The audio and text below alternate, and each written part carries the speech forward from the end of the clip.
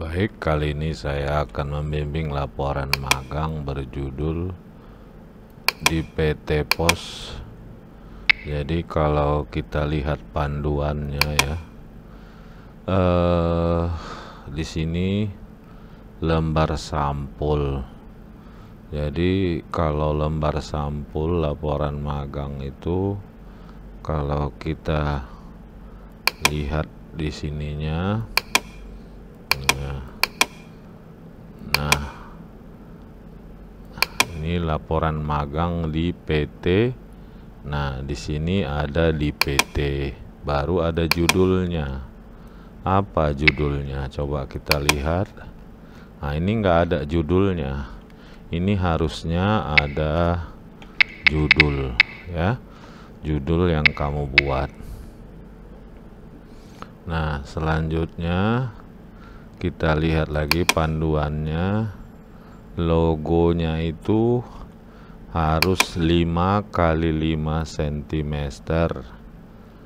Nah laporan magang ini juga harus ada ya, dikasih spasi. Nah, judulnya, baru kita lihat logonya ini harus 5 kali 5. Coba kita ukur ya, kita lihat, kita tampilkan rulernya. Nah kalau kita tarik garis lurus dari sini, ini 3,5 kita bikin, tambah 5, harusnya dia tambah 5 cm. 1, 2, 3, 4, 5, harusnya di sini. Nah lebarnya juga 5.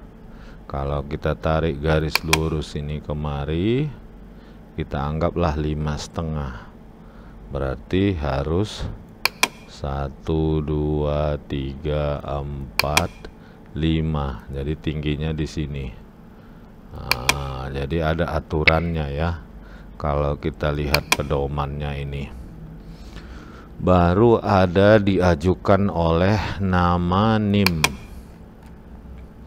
Nama kita lihat, program studi jurusan Politeknik Negeri Medan.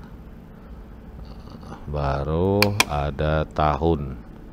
Nah sesudah itu kita lihat lagi ya, sesudah lembar, baru lembar pengesahan laporan magang. Nah ini lembar pengesahan sama. Nah cuman ada bacaan. Ini tadi kita lihat yang dibuatnya. Nah lembar pengesahan, urutannya coba kita biarkan dulu ya, lembar pengesahan. Nah pembimbing lapangan, kaprodi, ketua jurusan, kita buka dulu.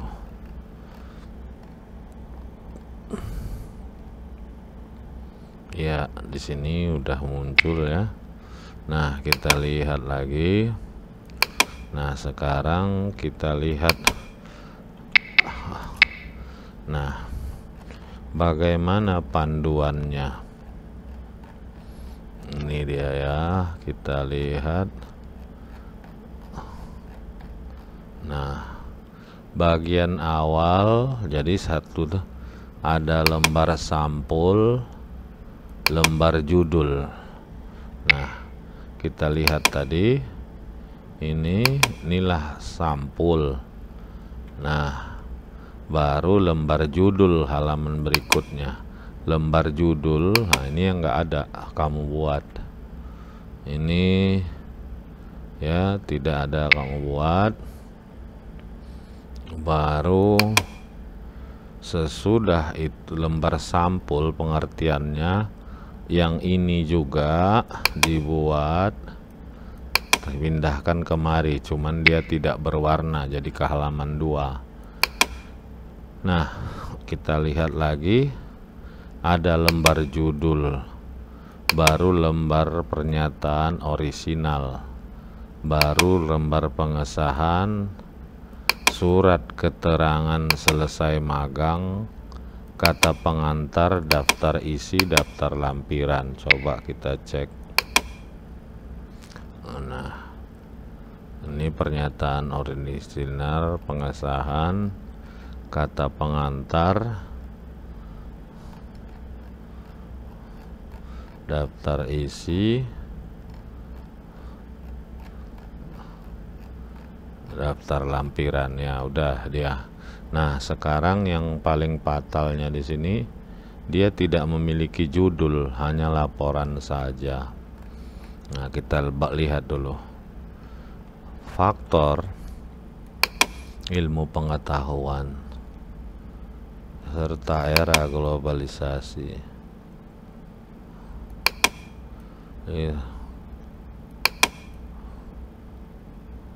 Fakta bahwa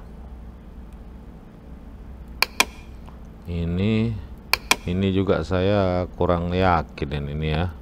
Ini nggak mungkin tua sekali, 1700. Berarti di Indonesia sudah sejak tahun 1700 bentuk PT Pos. Saya pun nggak tahu ya, mungkin salah ini.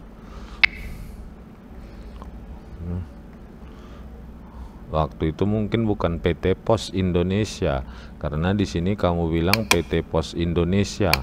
Masa PT Pos Indonesia sudah tua kali? Setahu saya PT Pos sejak kemerdekaan. Bidang jasa dan gudang. Nah, ini ya. Kamu ini membikin kata ini tetapi itu adalah kata penghubung.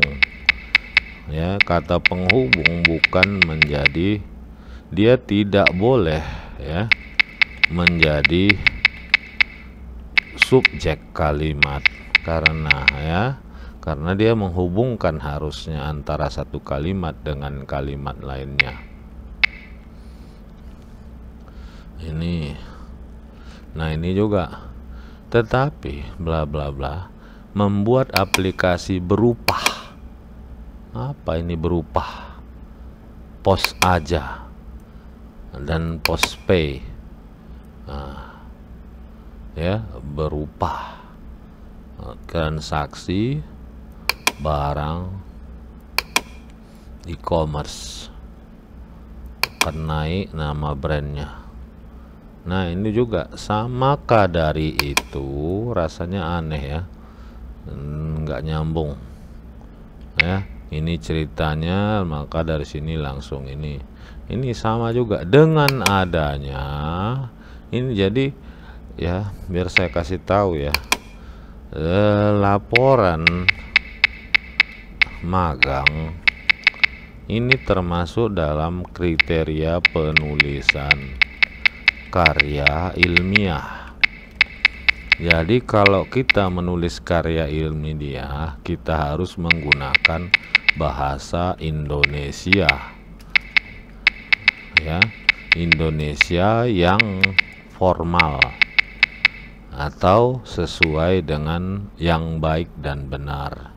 Jadi kita menulis bukan sesuka hati seperti ini dengan adanya bagaimana bahasa Indonesia yang formal. Bahasa Indonesia itu selalu terdiri dari subjek, predikat, ditambah objek, ditambah kalau ada keterangan. Nah, keterangan bisa dipakai di depan, tetapi itu biasanya dipakai kalau bahasa informal atau bahasa tidak formal ya. Jadi harus kita lihat, kita perhatikan dalam menulis. Ini juga dengan diadakannya, ini ngetiknya masih salah-salah, magang. Nah, coba kita lihat dulu panduan ya. Apa isi latar belakang? Kita lihat di sini. Nah, ini pendahuluan berisikan latar belakang informasi materi yang berkaitan dengan tema laporan magang. Nah, kalau kita lihat yang kamu buat ini tidak ada temanya. Nah, kita baca lagi.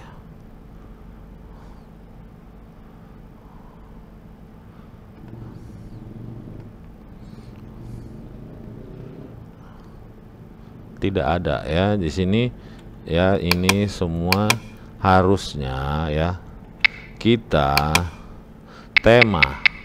Jadi selama magang kamu ada melakukan kegiatan 1, 2, 3, 4, 5, 6. Nah, dari semua kegiatan selama magang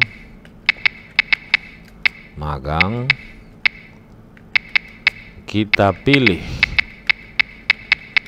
satu kegiatan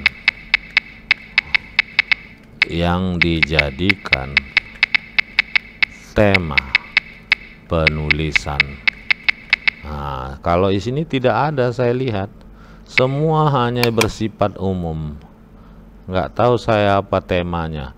Kenapa kita memilih tema? Karena tema itulah nanti akan kita jadikan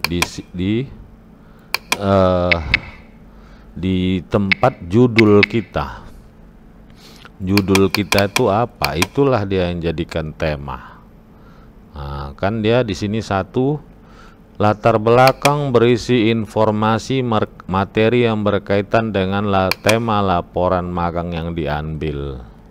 Ini belum ada temanya, kamu perbaiki.